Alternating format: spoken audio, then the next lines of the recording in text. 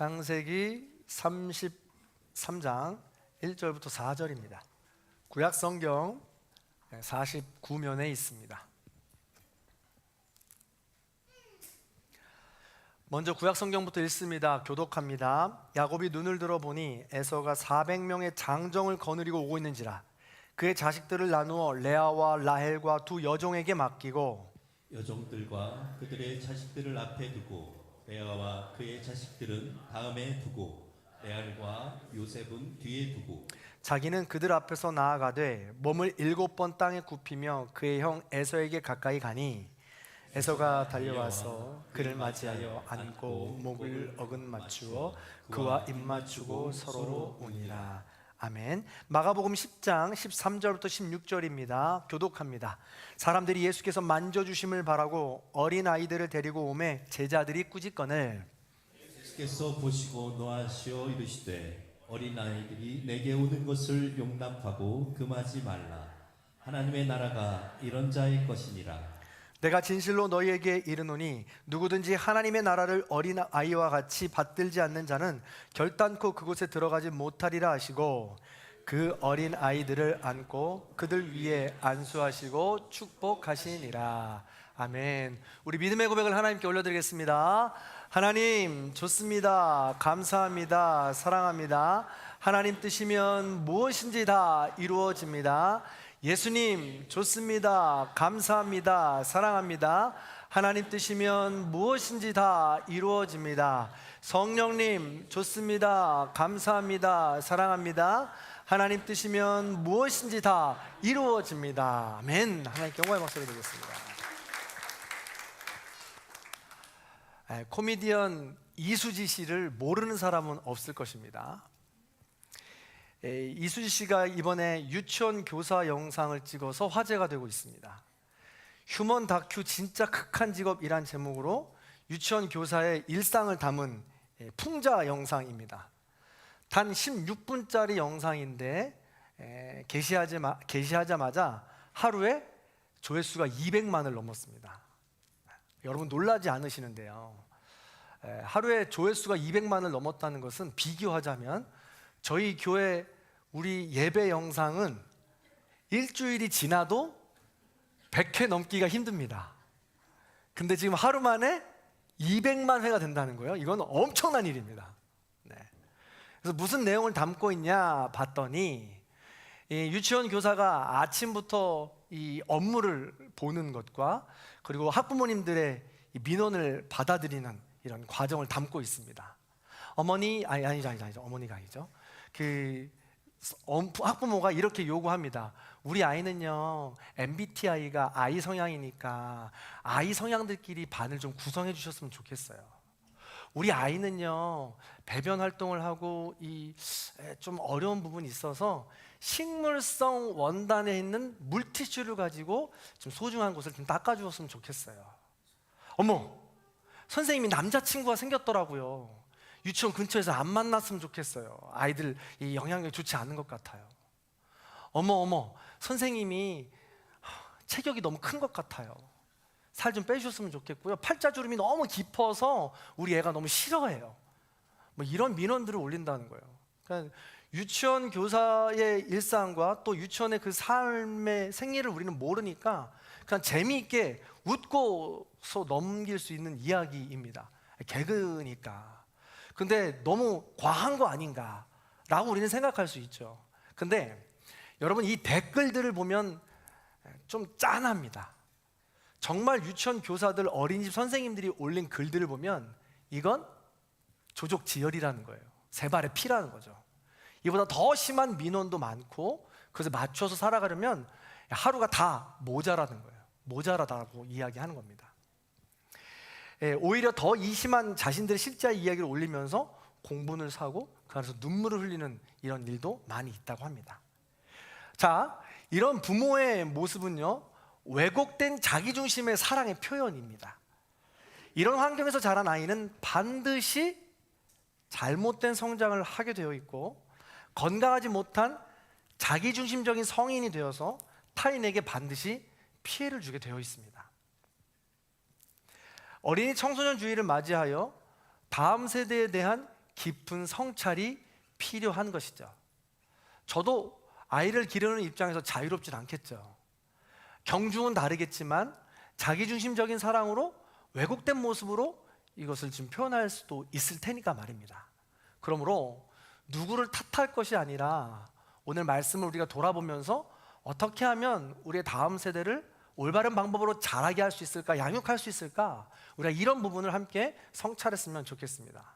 자, 그렇다면 우리는 다음 세대를 어떻게 마주대하면 좋을까, 어떻게 양육해야 될까라는 것입니다. 이것은요, 제가 목사라서 그런 것이 아니라 모든 신앙인을 대표해서 뭐니 해도 제일 가장 먼저 우선순위 중요한 것은 예수님을 만나야 한다는 것입니다. 오늘 신약 성경 본문을 보면 예수님과 어린이 만남이 등장합니다. 어린이는요, 예수님을 만나야 건강하고 올바른 아이로 성장할 수 있습니다.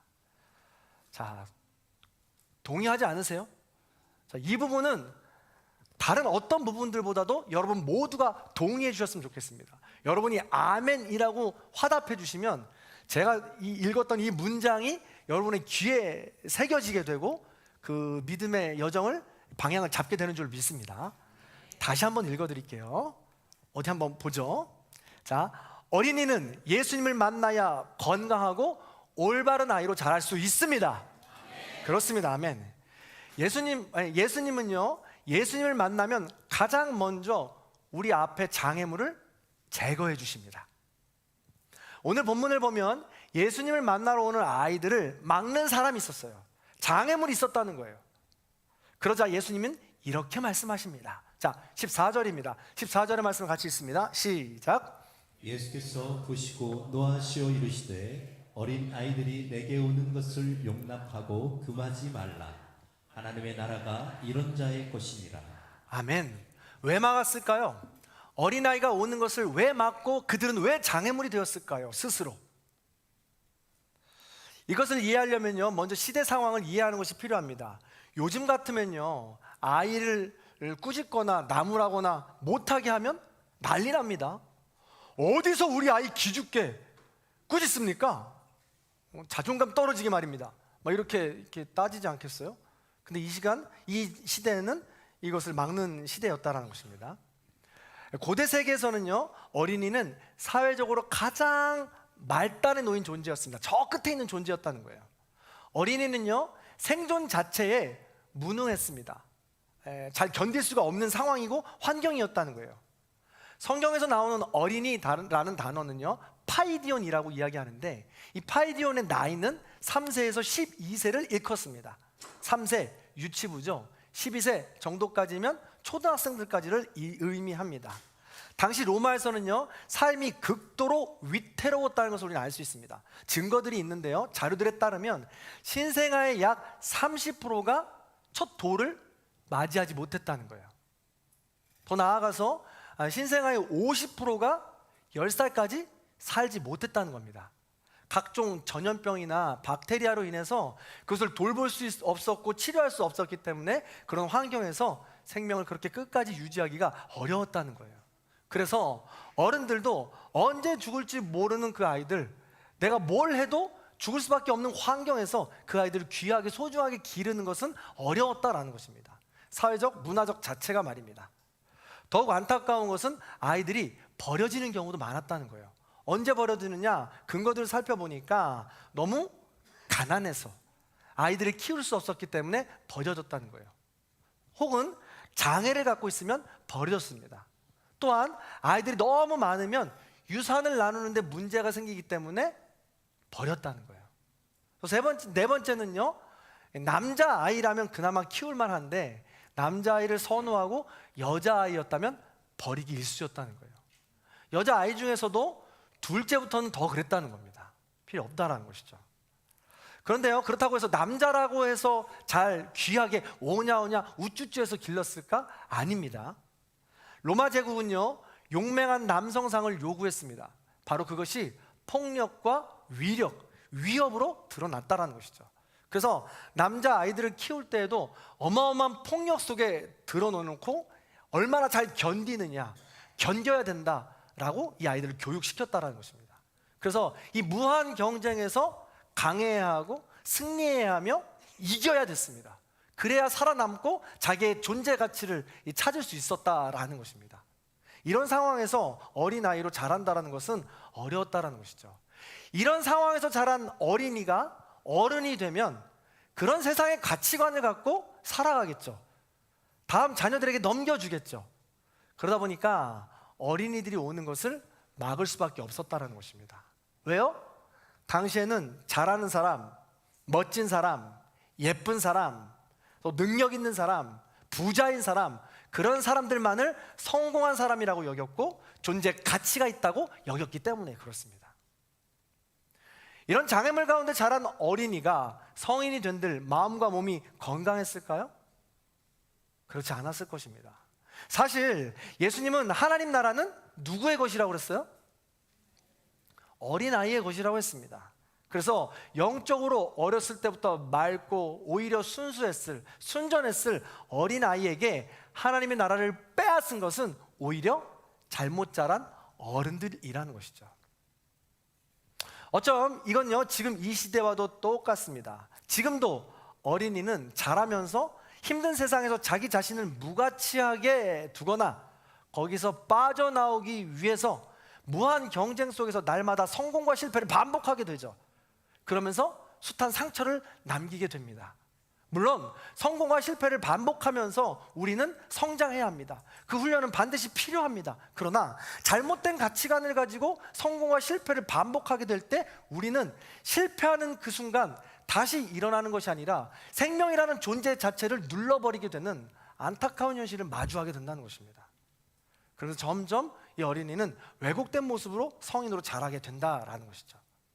예수님은요 어린이를 만나기 위해서 제가 지금까지 말씀드린 이 모든 수많은 장애물을 치운 것입니다. 막지 마라 라고 말씀하시면서 그 어린아이를 만나겠다라고 이야기하는 것이죠. 자, 어린아이를 그렇게 막지 말라고 했습니다. 그 다음에 하신 행동이 또 하나 있습니다.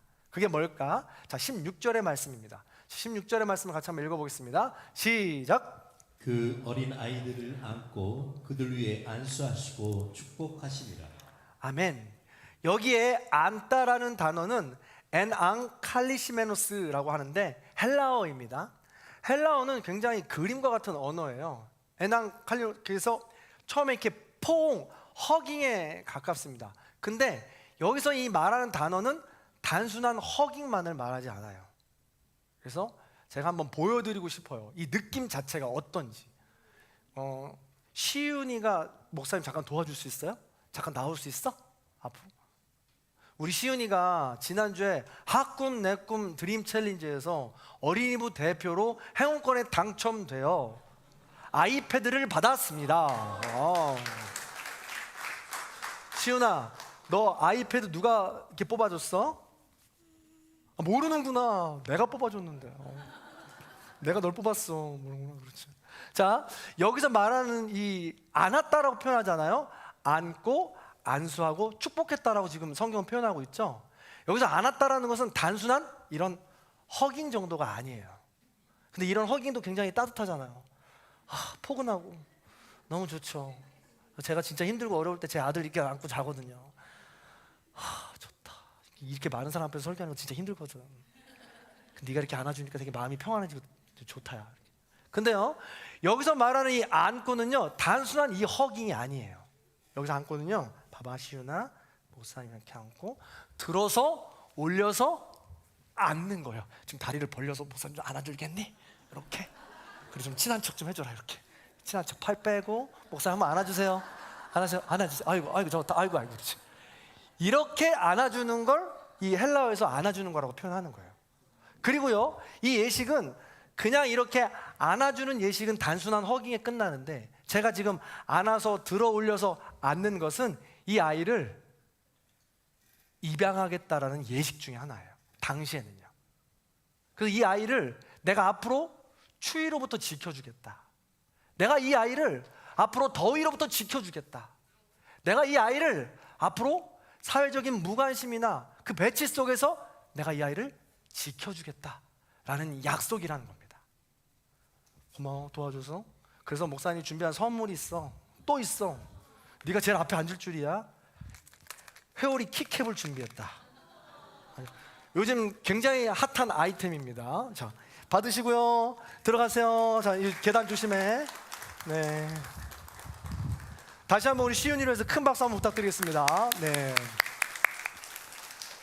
그렇습니다. 그렇게 예수님께서 어린아이를 안았다라는 것은 단순한 허깅이 아니에요. 들어 올려서 내 아이로 삼고 안수하고 축복하여 축복할 수 있는 존재로 변화되는 것까지를 이야기한다라는 것이죠. 예수님은 먼저 우리에게 보여주신 거예요.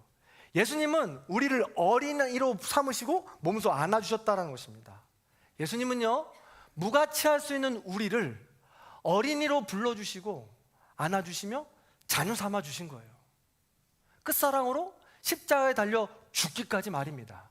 그 보혈로 우리 모두는 예수님 품에 안긴 것이고 들어 올려진 것이며 우리 모두는 예수 그리스도 하나님의 자녀가 된 줄로 믿습니다.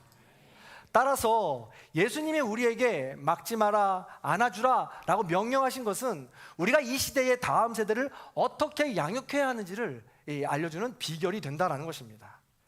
예수님을 닮아 세상의 가치관에 기대지 말고 넉넉히 하나님의 가치, 사랑이요 나눔이요 생명을 가지고 그 아이를 보듬어 줄 때, 너른 마음으로 안아줄 때 보호해 주라는 것입니다.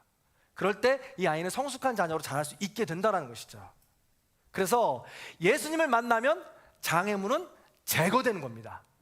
예수님을 만나면 우리는 그분의 자녀가 되는 겁니다. 예수님을 만나면 비로소 우리는 시기, 질투하지 않을 수 있고 분노하지 않을 수 있고 오히려 우리는 축복의 존재로 날마다 깊어지게 된다는 것이죠. 여기서 참 중요한 것은요, 파이디온은 그냥 우리가 육체적인 나이로 어린이만을 말하지 않아요.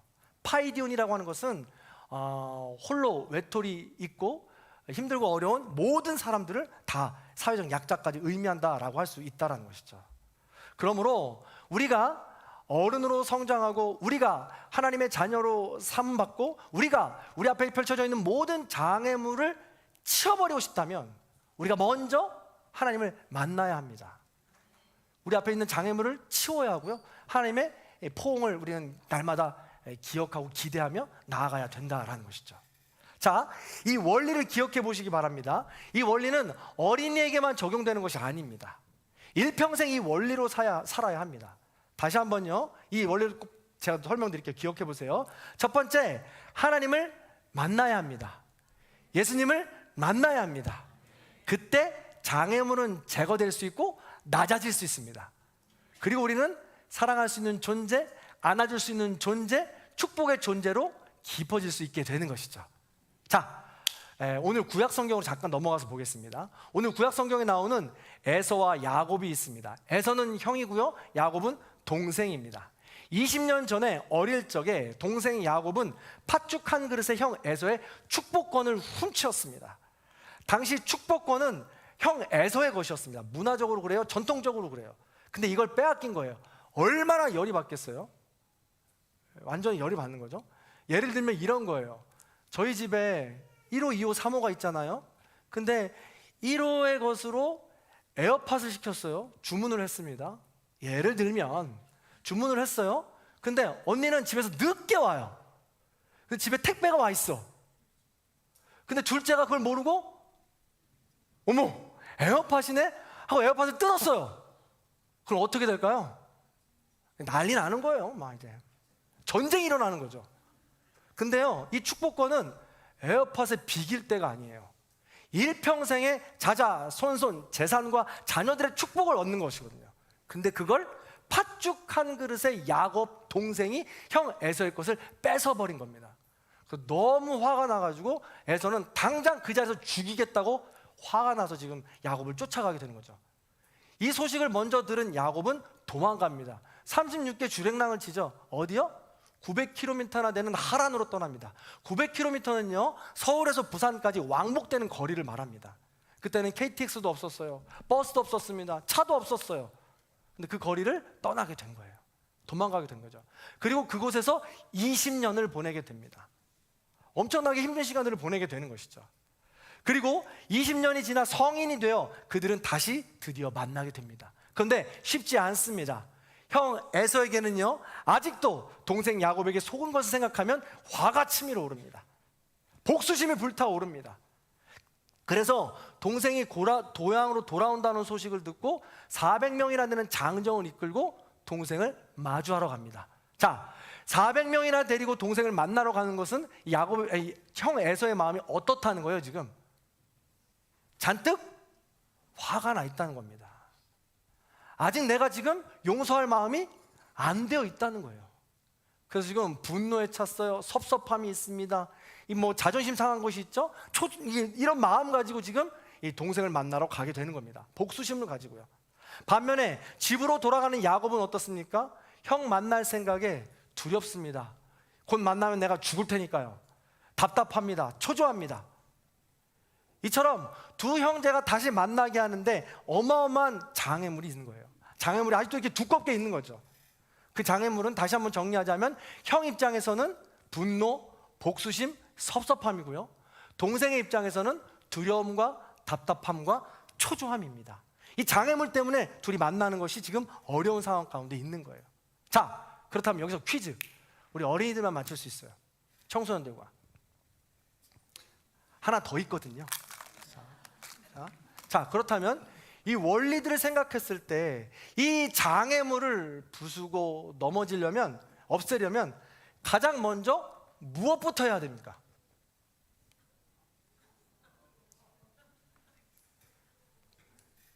시우야, 미안하다. 너 시우는 네 언니가 아이패드를 타갔으니까 다음 그래서 우리 지현이가 얘기해보자.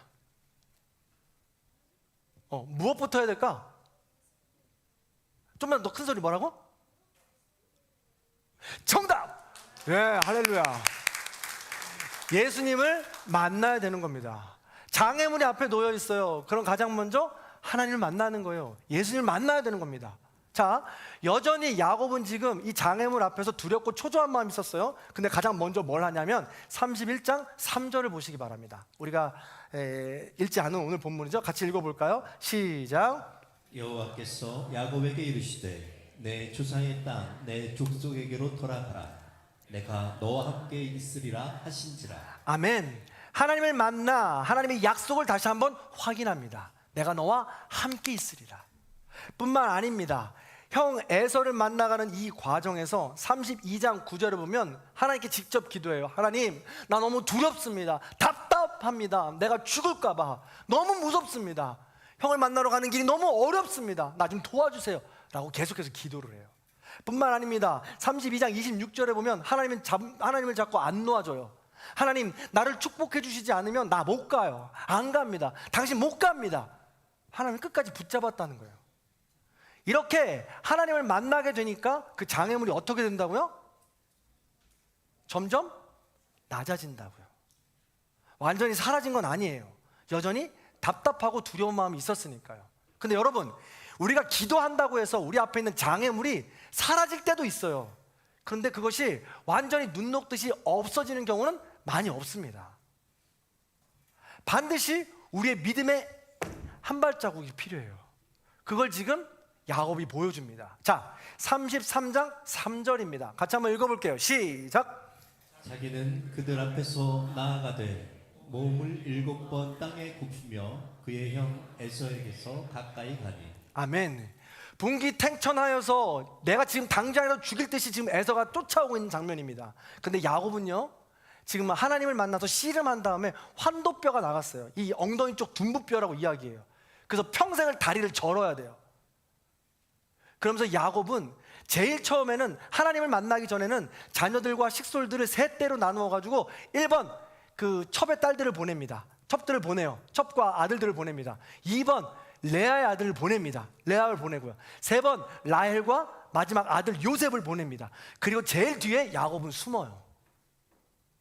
1호가 죽으면, 2호가 죽으면, 3호가 죽으면 그걸 다 대비한 거거든요. 뒤에 숨어서 아빠라는 사람이. 그런데요, 그렇게 야곱이 하나님을 붙잡고 만나고 난 이후에 다시 그 정열을 재정비한 다음에 제일 앞으로 선두로 나아갑니다. 그 장면이 바로 오늘 33장 3절의 말씀이에요. 그러면서 환도뼈가 나갔다고 했잖아요. 평생 질질 끌면서 지금 에서 앞으로 가는 거예요. 형 앞으로 가는 겁니다. 뭐 하면서요? 7변 굽히면서요. 근데 여기서 굽혔다라는 표현은 굉장히 얌전한 표현이에요. 굽혔다라는 표현은 히브리어로 쏴라고 이야기하는데 그냥 90도 인사한 게 아니에요. 아예 바짝 부복했다는 뜻으로 엎드렸다라는 뜻입니다. 그렇게 하기를 몇 번 했다고요? 7번 했다고요. 성경에서 7이라는 숫자는 뭐예요? 완전수입니다. 완전하게 나 좀 용서해 달라고. 내가 너무너무 잘못했다고.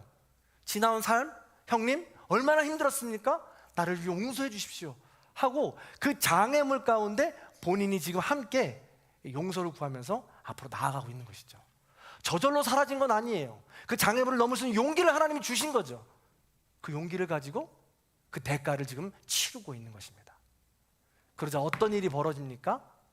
하나님을 만났죠? 장애물이 낮아졌습니다. 그 다음에 어떤 일이 벌어져요? 4절입니다. 자, 4절 말씀 같이 읽어볼게요. 시작. 에서가 달려와서 그를 맞이하여 안고 목을 어긋 맞추어 그와 입 맞추고 서로 운이라. 안았습니다. 형 에서가 멀리서 지금 열이 받아가지고 어떻게든 지금 20년 동안 무거웠던 이 복수심을 해결하기 위해서 달려가는데 달려가다 보니까 20년 만에 온 동생의 몰골이 말이 아니에요. 다리는 왜 저러? 나의 피부친데. 쌓였던 그 모든 복수심, 섭섭함, 분노가 그 동생을 보면서 녹아지기 시작한 거예요. 완전한 용서를 구하는 그 동생을 보면서 마음이 열리기 시작한 거죠. 그래서 가장 먼저 뭐예요? 가자마자 안아줍니다. 예수님께서 안아주신 말씀과 한번 같이 비교해서 보시죠. 안아주었다는 것은 내 자녀를 삼겠다라는 거였잖아요. 형은 어때요? 원수 내 동생이 아니라 피부친 내 동생으로 삼아주겠다라는 의미인 겁니다. 그리고 입 맞추고 서로 우는 겁니다. 20년 동안 쌓여왔던 그 모든 감정의 골들이 순식간에 녹아지게 되는 것이죠. 그렇습니다. 하나님을 만나면 장애물을 넘을 수 있는 용기가 생깁니다. 그리고 화평케 하는 자는 하나님의 자녀라 일컬음을 받는다고 했으니 하나님을 만나면 우리 모두는 화평케 하는 자로서 하나님의 자녀가 되는 것입니다. 사랑하는 성도 여러분, 말씀을 마무리합니다. 그렇습니다. 우리 인생은 하나님 앞에 모두가 다 어린이입니다. 하나님을 만나러 가는 그날까지 쭉 자라야 되는 어린이입니다. 올바르고 건강한 존재로 자라기 위해서는 반드시 어린이 때부터 예수님을 만나야 합니다. 어린이 때부터 하나님을 만나야 합니다. 그럼 우리 인생 가운데 닥쳐오는 수많은 장애물들이 사라지는 경험을 할 거예요. 낮아지는 은혜를 맛보게 될 겁니다. 세상의 편견, 두려움, 답답함, 불안함, 초조함, 분노심, 복수심, 서운함, 아쉬움, 무력함, 무기력함, 이 모든 장애물이 하나님을 만나는 순간 낮아지게 되는, 사라지게 되는 놀라운 은총을 경험하게 될 겁니다. 그리고 두 번째, 그 장애물이 낮아지는 놀라운 사랑으로 말미암아 우리는 누군가 또 다른 사람을 안아줄 수 있는 축복의 존재로 깊어지게 됩니다. 시기하고 질투하고 분노하고 그 사람 때문에, 그 상황 때문에 발목 잡혀 있는 내가, 장애물로 인해서 더 이상 앞으로 나가지 못하는 내가 하나님을 향한 그 사랑으로 우리는 변화된 존재로 나아갈 수 있게 된다는 것이죠.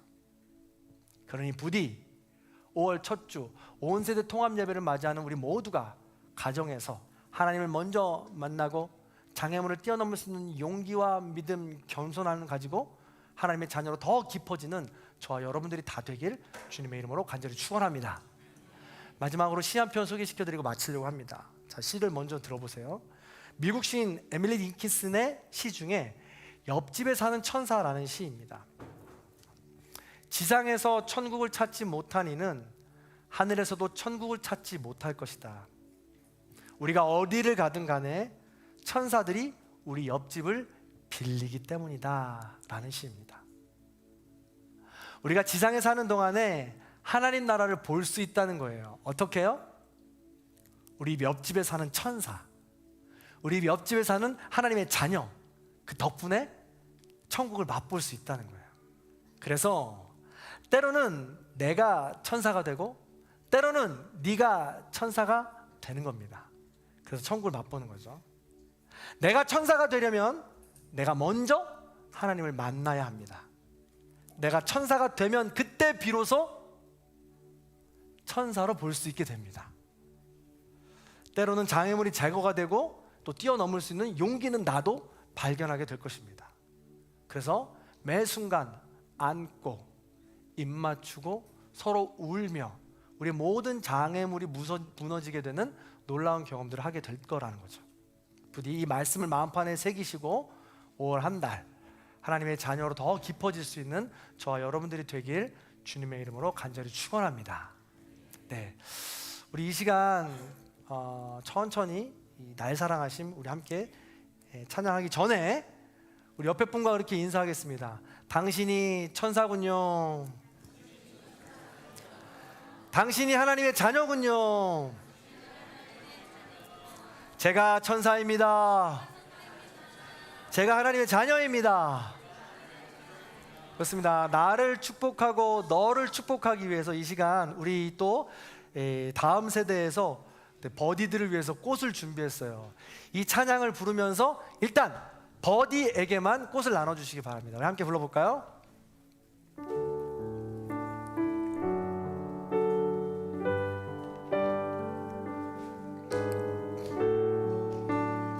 예수 사랑하시는 예수 사랑하심은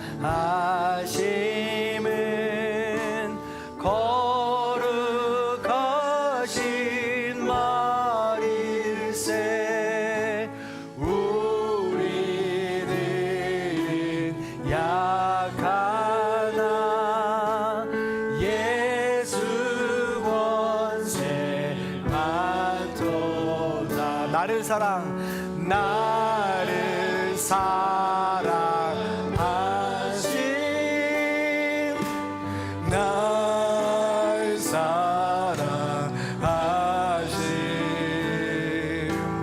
날 사랑하신 성경에 써있네. 나를 사랑하시고 나를 사랑하시고 나의 죄를 다 씻어 하늘 문을 여시고 들어가게 하신 날 사랑하신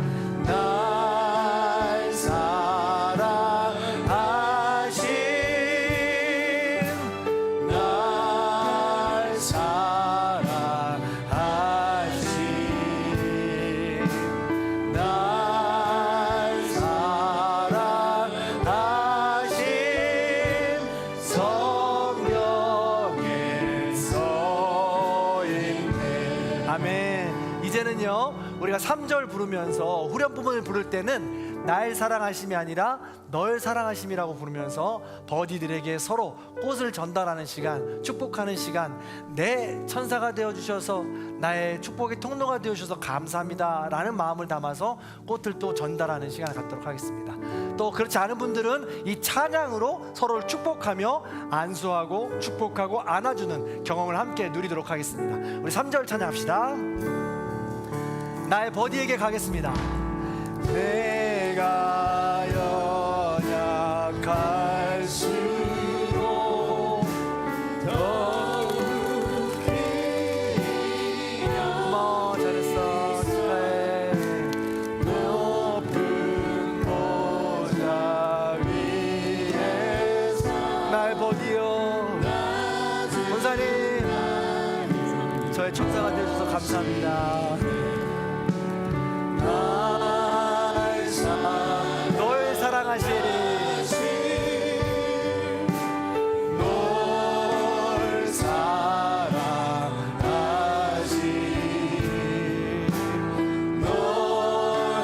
장로님, 차은상 장로님, 차은상 장로님, 영에서 4절 찬양합니다.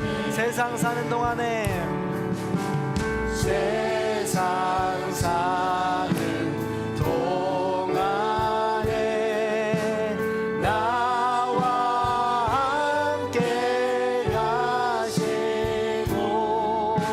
세상 떠나가는 날 천국 가게 하소서. 널 사랑하심, 널 사랑하심, 널 사랑, 널 사랑하심 성령. 우리 4절 다시 한번 찬양합시다. 세상 사는 동안에, 세상 사는 동안에 나와 함께 하시고 세상 떠나가는 날 천국 가게 하소. 널 사랑, 널 사랑하심,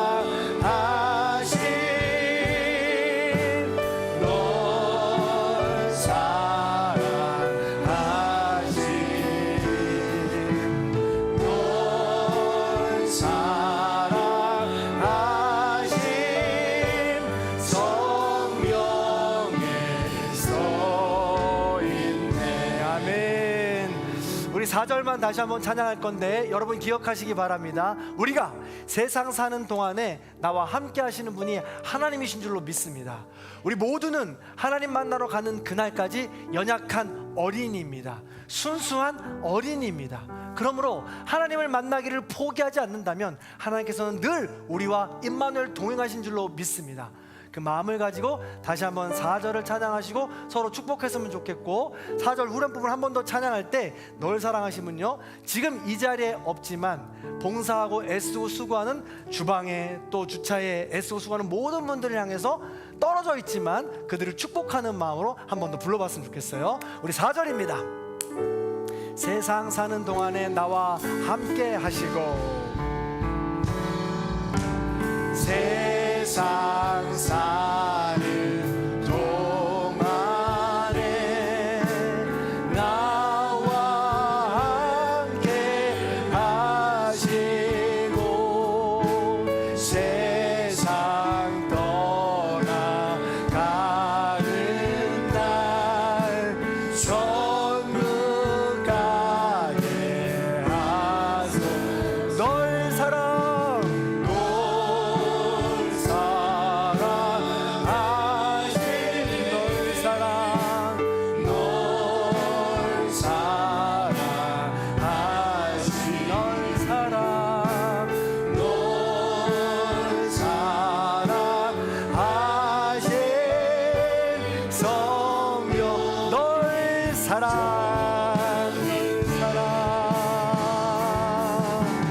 널 사랑, 널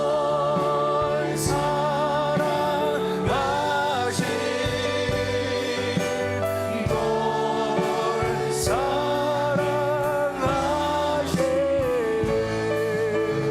널 사랑하신, 널 사랑하신 성령에 써있네. 아멘. 하나님 영광의 박수 올려드리겠습니다. 네, 마지막으로 한 번 더 인사했으면 좋겠습니다. 올 한 해 저의 천사가 되어 주십시오.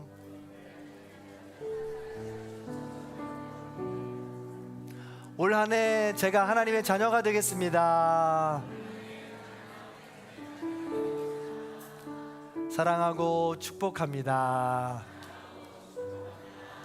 기도합니다. 사랑의 하나님 감사합니다. 우리 모두가 하나님의 큰 사랑을 받고 그 큰 사랑에 감격하면 사랑스럽지 않을 수가 없습니다. 하나님의 사랑을 먼저 구하고 하나님을 먼저 만날 수 있는 우리 모두가 되게 하여 주옵소서. 그 끝사랑으로 예수 그리스도께서 십자가에 달려 죽으셨고, 그 끝사랑으로 예수 그리스도께서 부활 승천하시어 지금도 우리를 위해 기도하고 계신 줄로 믿습니다.